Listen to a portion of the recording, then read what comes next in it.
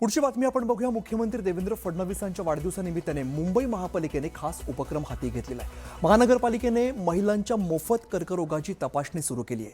मुंबईतील 227 प्रभागांमध्ये 30 वर्षांवरील महिलांसाठी कर्करोग तपासणी महाअभियान राबवण्यात आलं आहे। या अभियानाच्या माध्यमातून जागतिक रेकॉर्ड करण्याचा विचार प्रशासनाकडून केला जातोय। मुख्यमंत्र्यांच्या वाढदिवसानिमित्त आज बृहन्मुंबई महानगरपालिकेने एक जागतिक रेकॉर्ड करण्याचा निर्णय घेतला आहे आणि हा जागतिक रेकॉर्ड आहे महिलांच्या कर्करोगाचं निदान किंवा तपासणी करण्यासंदर्भातला। आणि त्यासाठी सुरुवात आज सकाळपासून झाली आहे। आपण सध्या आहोत मुलुंडमध्ये। प्रत्येक नगरसेवकाच्या वार्डामध्ये महानगरपालिका ही मोहीम राबवते आणि आज बृहन्मुंबई महानगरपालिकेच्या स्थायी समितीचे अध्यक्ष प्रभाकर शिंदे यांच्या आपण मतदारसंघात आहोत आणि तिथे देखील सगळी तपासणी सुरू झाली आहे। आपल्यासोबत स्वतः प्रभाकर शिंदे आहेत। महानगरपालिकेचा नेमका मानस काय आहे, काय नेमका हा उपक्रम असणार आहे?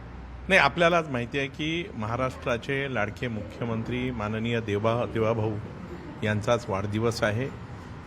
त्यांना मी सगळ्यांच्या वतीने शुभेच्छा देतो। त्यांना निरामय आरोग्य लाभो अशा प्रकारची त्या सर्व शक्तिमान परमेश्वराकडे प्रार्थना करतो।